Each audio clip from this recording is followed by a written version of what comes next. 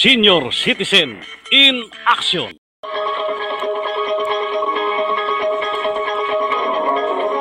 Atin pong nakapanayam ang napakahusay at napakasipag na mga presidente ng Senior Citizen sa Barangay Lourdes sa Cabanatuan City. Wala pong iba mga kaibigan kundi si Ma'am President Zenaida Carlos Bunag. Okay naman po. Good morning po sa inyo. Ma'am, kumusta ang Senior Citizen ng Barangay Lourdes? Como nagsisimula pa lang po kami, bagong senior lang po ako,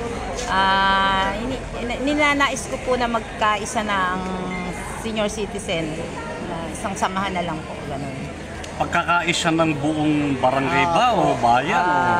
Sa bawat barangay po kasi halos nagdadalawa, tatlo, marami pong organisasyon. Yes. Mas maganda po kung magkaisa lang para may isang layunin lang.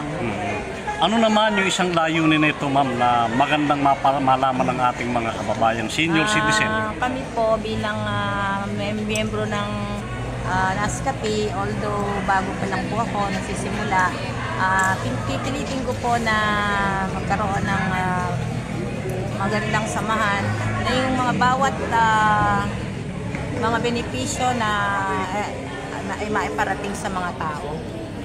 Okay, benepisyo. Anong mga benepisyo naman ang project ninyo, ma'am? Iparating sa mga tao, anong uri ng mga benepisyo? Katulad na nga po ng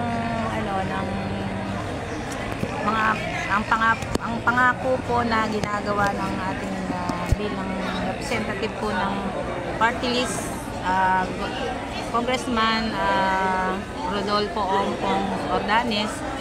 Siya po ang nagsusumiti kung ano pong mga batas na dapat na matanggap na benepisyo ng barangay ay maipatupad po. Okay, ma'am, ano yung isa sa mga pinagkakaabalahan ngayon ng senior citizen ng inyong administration sa Lourdes? Sa ngayon po, kasi simula pala, kahahalal pa lang po ako bilang presidente, sinisimulan po namin na alamin ang bilang, likumin at pag-isahin.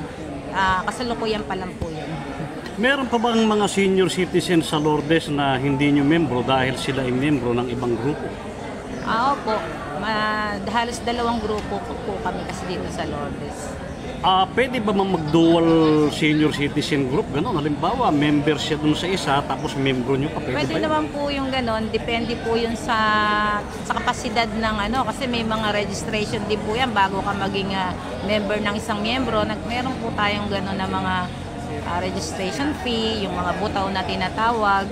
So as long na kaya po nila na mag-share doon, pwede naman pong maging miyembro para as long na kaya po nila. Ma'am, ano yung mga benefits sa pangunahan niya siguro ay ikakat natin kung magsisimula, bigla natin ikakat. Ano yung mga benefits sa pangunahan ngayon ng inyong senior citizen group? Yung kung susunod po namin after po ng inauguration na to ay susunod po yung yung medical mission. And then yung pagre-registered po ng RRN sa NCSC para po maging miyembro na po lahat ng national. Sa ngayon ba, ma'am, may tinatanggap na bang allowance o project pa lang? Ang allowance po yung mga indigent mostly nung nandiyan po tayo sa local government, through the SWD. Hindi naman po kasi lahat nabibigyan, yung mga indigent lang.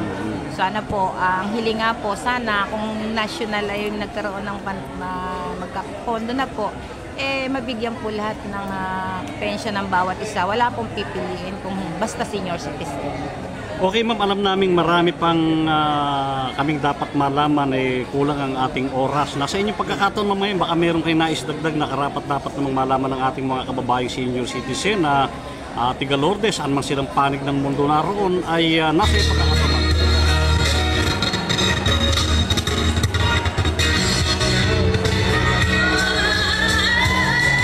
Okay, ma'am, at tuloy natin, ma'am, nasa iyong pagkakataon, ma'am, sa ating last portion.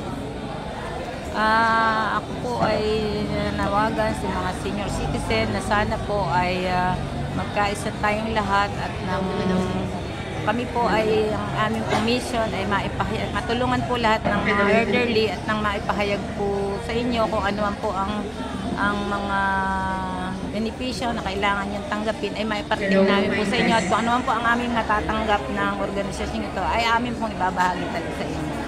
At yan po mga kaibigan, ang isa na namang edisyon ng Pinoy Rapido Radio Diaryo kung saan ay ang ating pong segment ngayon ay ang Senior Citizen in Action.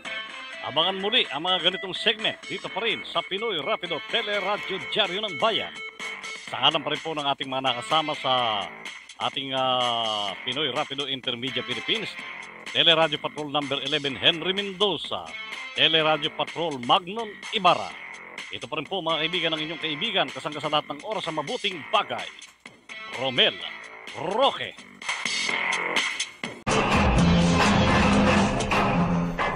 Sumainyo ang Pinoy Rapido Radio Diaryo. Makinig muli sa ganito ring oras at himpilan. Dito naman sa Pinoy Rapido Intermedia Philippines at Primap 108 FM. Yung tagapagbalita, Romel Roque. Ito ang Pinoy Rapido Intermedia Philippines 108 FM.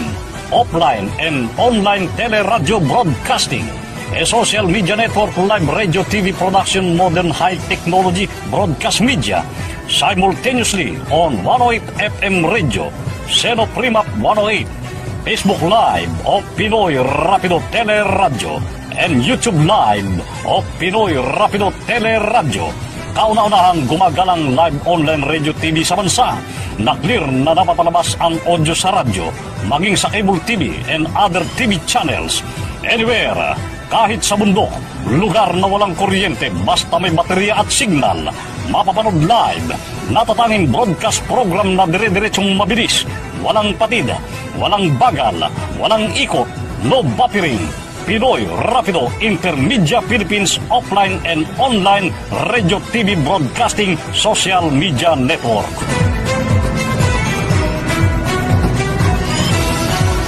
This is Pinoy Rapido Intermedia Philippines 108 FM, a non-commercial radio broadcast with 7 watts, broadcasting from Barangay Barrera, Cabanatuan City. Mula noon hanggang ngayon sa mahigit na 10 taong paglilingkod sa bayan, mula sa Pinoy Rapido Diaryo ng Bayan, Radyo Diaryo at live streaming para sa Pilipinas.